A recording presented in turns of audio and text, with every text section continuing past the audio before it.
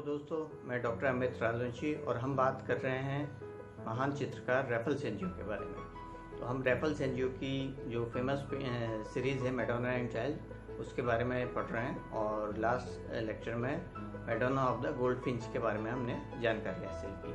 आइए हम देखते हैं उनकी इसी सीरीज़ के अन्य चित्रों को।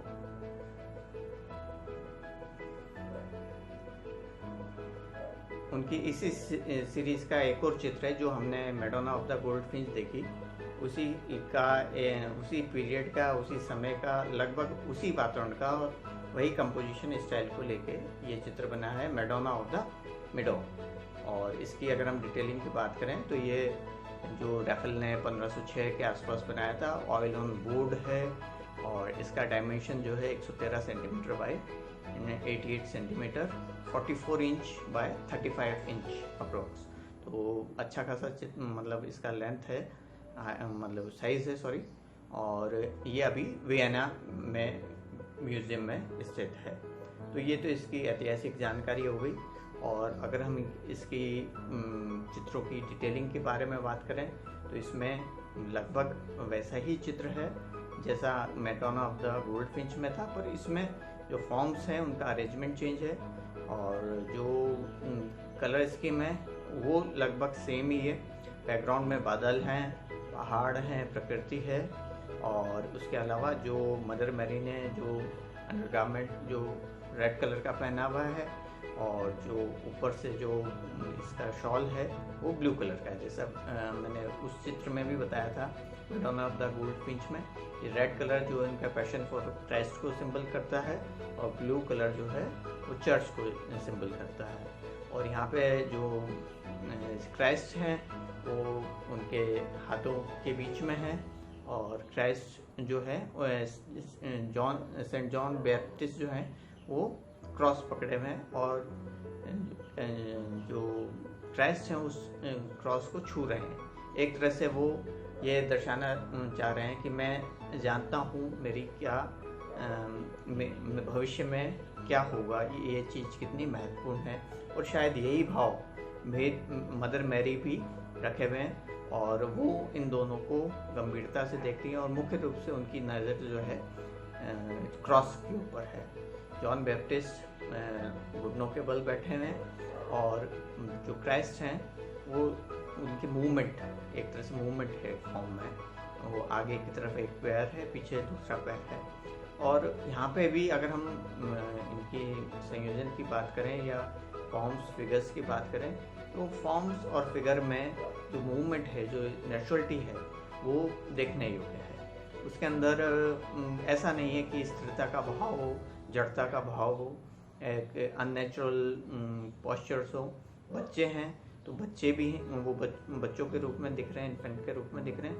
परंतु जैसा कि पूर्व में के लेक्चर में मैंने बताया कि उनके अंदर वो दिव्यता का भाव भी है क्राइस्ट के मन में, और मदर मैरी के अंदर भी वो भाव है कि भविष्य में क्या चीज़ें कैसे होंगी। फिर भी वो उस चीज़ को बड़े शांत मन से, शांत भाव से देखते हैं। तो इसी सीरीज का एक और चित्र है जो कि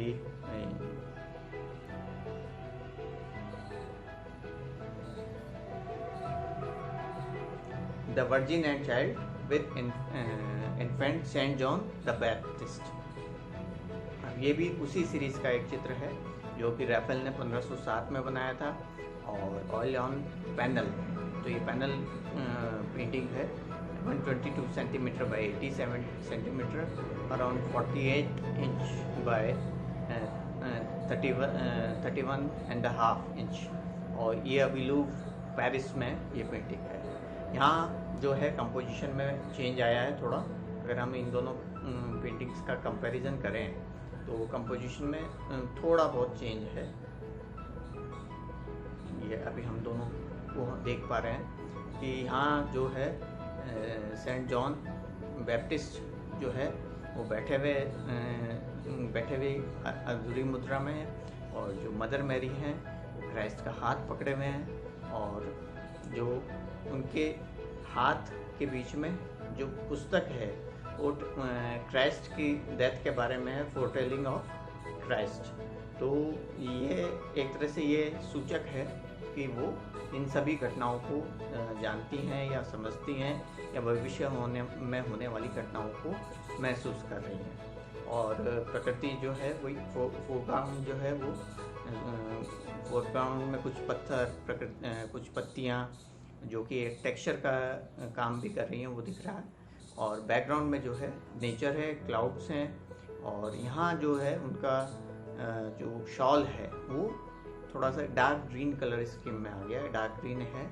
और फीलिंग्स वही तीनों एक दूसरे से कहीं ना कहीं नज़रों के माध्यम से कनेक्ट हैं। सेंट जॉन बैप्टिस्ट हाथ में क्रॉस लिए हुए हैं, उसके अलावा जो वो क्राइस्ट को देख रहे हैं और क्राइस्ट मदर मैरी को देख रहे हैं और मदर मैरी क्राइस्ट को देख रहे हैं। तो एक तरह का इन तीनों के बीच में अंतर संबंध दिखाई दे रहा है। पीछे प्रकृति है, पेड़ हैं, पहाड़ हैं, और जो एनवायरमेंटल जो डिस्टेंस है, जो फॉरशॉर्टनिंग है या आपके वो सब चीज़ें, जो दूरी का आभास है, वातावरणीय दूरदर्शी लघुता वो नज़र आ रही है। और ये भी इसी सीरीज़ की खूबसूरत पेंटिंग में से एक है।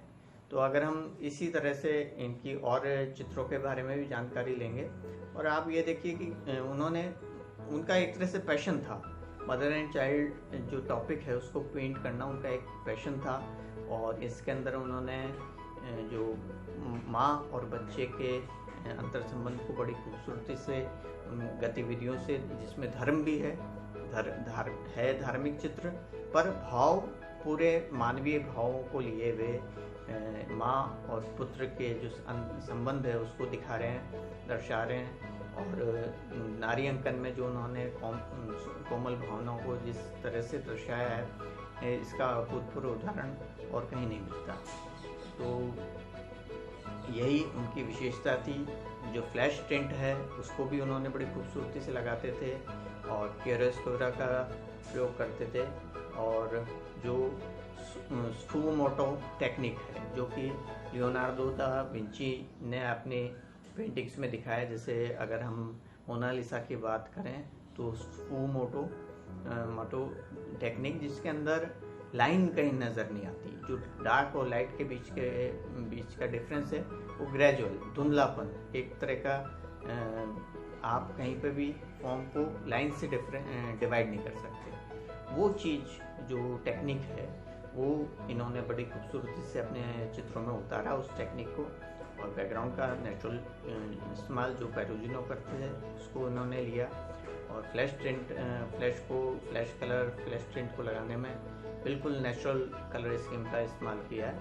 और मदर मैरी के कपड़ों के अंदर रंगों में विविधता लाए हैं। और भावों की तो बात ही क्या करें, दोनों ही चित्रों में हम एक दूसरे से कनेक्टेड तीनों नज़र आ रहे हैं। और कहीं अंदर उनके दिव्यता भी है और एक तरह से माँ और पुत्र का भी संबंध नजर आ रहा है। तो आगे के चित्रों में हम और इनकी इसी सीरीज से संबंधित और अन्य चित्रों के बारे में पढ़ेंगे। और आप इसी तरह से इससे कनेक्ट रहें, अपना ख्याल रखें और स्वस्थ रहें और दूसरों का ख्याल रखें। धन्यवाद।